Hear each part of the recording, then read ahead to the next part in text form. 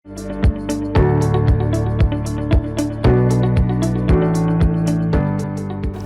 pemirsa setia VBIS News, jumpa lagi dengan saya Alfred Fakasi dalam program VBIS News sebagai review dan outlook untuk periode 3 sampai dengan 7 Agustus 2020. Kenaikan baru virus versus peluang pemulihan ekonomi. Ya, pasar investasi pada minggu lalu diwarnai dengan sejumlah isu, diantaranya kontraksi ekonomi kuartal 2 Amerika Serikat yang merupakan terbesar tercatat sepanjang sejarahnya. Kemudian juga pesan dari The Fed yang diperhatikan pasar bahwa mengakui penurunan ekonomi dan komitmen The Fed untuk melakukan langkah-langkah stimulus lebih jauh lagi. Kemudian pasar memperhatikan meningkatnya angka kasus coronavirus yang dilaporkan WHO setelah mencatat rekor kenaikan harian kembali di tingkat global. Kepastian stimulus fiskal dari pemerintah AS nilai 1 triliun US dollar diperhatikan untuk menopang pengangguran. Pasar saham dunia umumnya bergerak variatif. Permintaan safe haven naik lagi dan menopang terutama harga emas yang kembali mencetak rekor tertingginya sepanjang sejarah. Sedangkan di dalam negeri, IHSG mencatat rally 5 minggu berturut-turut. Ya, minggu berikutnya isu antara perkembangan penyebaran wabah virus corona, tensi AS-China, dan peluang pemulihan ekonomi akan kembali mewarnai pergerakan pasar. Seperti apa dinamika pasar hari-hari ini? Berikut detail dari VBIS News Market Review Outlook periode 3 sampai dengan 7 Agustus 2020. Jadi kita mulai dengan pasar modal Indonesia. Indeks harga saham gabungan pada minggu lalu menguat kembali 1,31% ke level 5.149. Oh, ini merupakan rally 5 minggu berturut-turut. Investor asing nampaknya melakukan net buy setelah The Fed menyatakan suku bunga akan tetap rendah untuk mendukung pemulihan ekonomi.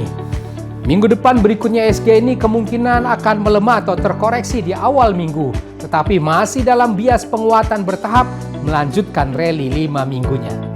Mata uang rupiah minggu lalu juga menguat tipis saja 0,07% ke level 14.600 rupiah per US dollarnya.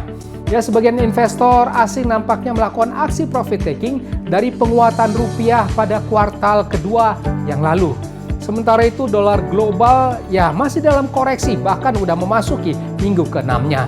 Untuk minggu depan mata uang rupiah ini kemungkinan peluang penguatan masih ada kembali bagi rupiah.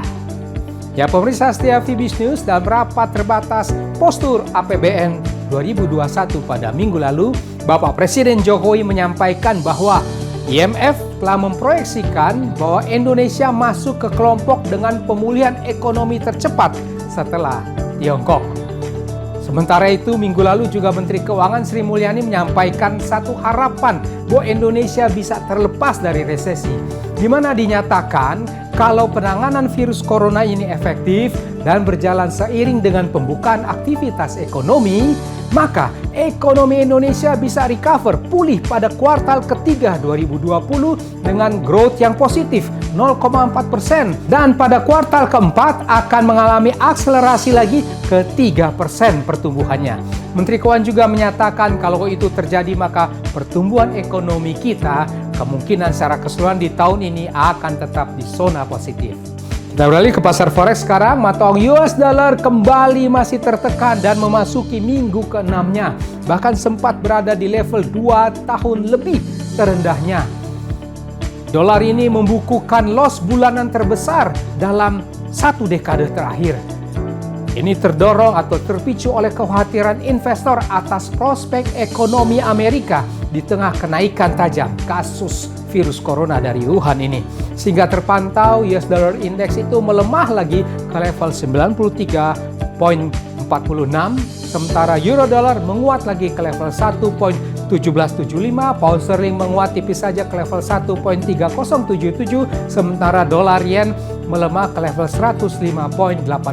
Untuk selanjutnya US dollar ini kelihatan akan berupaya untuk rebound kembali. Sekarang bursa saham Asia regional pada minggu lalu umumnya melemah. Ini terakhir terpicu oleh data kontraksi kuartal kedua ekonomi AS yang tercatat merupakan terbesar sepanjang sejarah.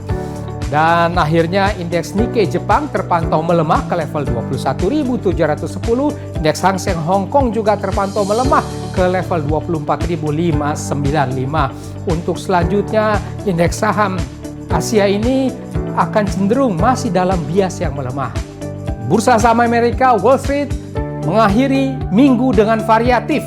Ini di satu sisi karena naiknya saham-saham teknologi, di sisi lain investor mengkhawatirkan pembicaraan paket stimulus pengangguran yang belum kunjung tuntas.